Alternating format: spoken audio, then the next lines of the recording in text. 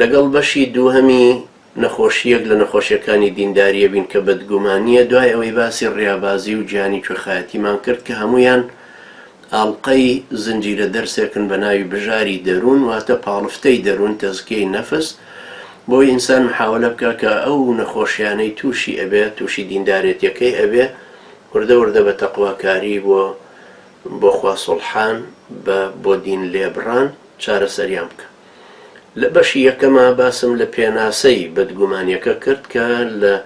خۆی وشەیەکی ئاوێتەیە، لە دوو وشە پێک دێ بەد یعنی خراپ، و هەروەها گومانیشی تر باسم لە چوار جۆر کرد لە معنای گومان کە بە عەرەبیەکەی ظەنەواتە باسی معناکانی ظەنم کرد کە لە کوردیا پڕاوپڕ ناتوانرێ وەکو هەر چواریان تعبیر بکرێت. بەد وتمان یعنی خراپ، ئەم خراپیەش بەرامبەر بە چاکەیە، وەکو خوای گەورە فەرمێ من جاء بالحسنة فله 10 أمثالها ومن جاء بالسيئة فلا يجزى إلا مثلها وهم لا يظلمون. هەر کەسێ ڕەفتاری چاکە ئەنجام بدە دەقات بە چاکە پاداش دەدرێتەوە، هەر کەسێکیش ڕەفتاری خراپە ئەنجام بدە هەر بەقەدەر ئەوە و وەکو ئەو سزا ئەدرێتەوە پێی، ستەم لە کەسیان ناکرێت. یعنی لێرە حەسەنە هەیە، لێرەش سەیئە هەیە، کەوابوو بەرامبەر بە یەکترن.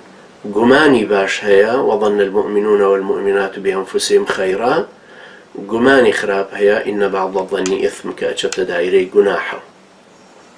هەروەها خوای گەورە فەرمێ ثم بدلنا مكان السيئة الحسنة حتى عفوا وقالوا قد مس آباءنا الضراء والسراء فأخذناهم بغتة وهم لا يشعرون.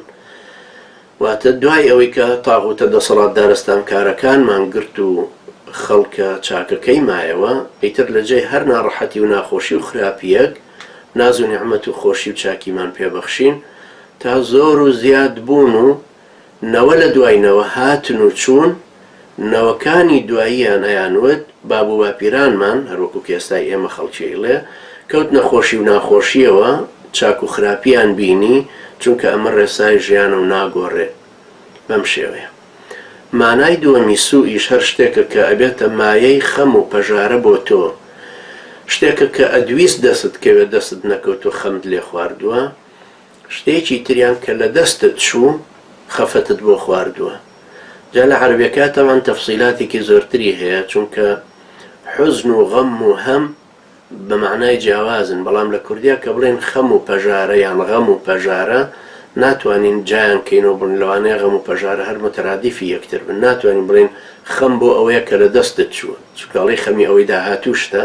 هەر بە هەمان شێوە. ئەنجاڵێ کەوتۆتە پەژارەیەکی زۆرە لەبەرەوەی نازانێت چی بکە، کەوتۆتە پەژارەیەکی زۆرە لەبەرەوەی نەیزانی چی بکە، یعنی بۆ هەردوو حاڵەتەکەی ڕابردوو داهاتووە کارت. ئەمانە بە شێوەیەکی گشتی پێناسەی گومان بوون، بەڵام ئەمڕۆ بە پشتیوانی خوای گەورە دێمە سەر بەشی دووەم کە دیاردە و نیشانەکانی بەدگومانیە و حکمی ئیسلامیش بەرامبەریە.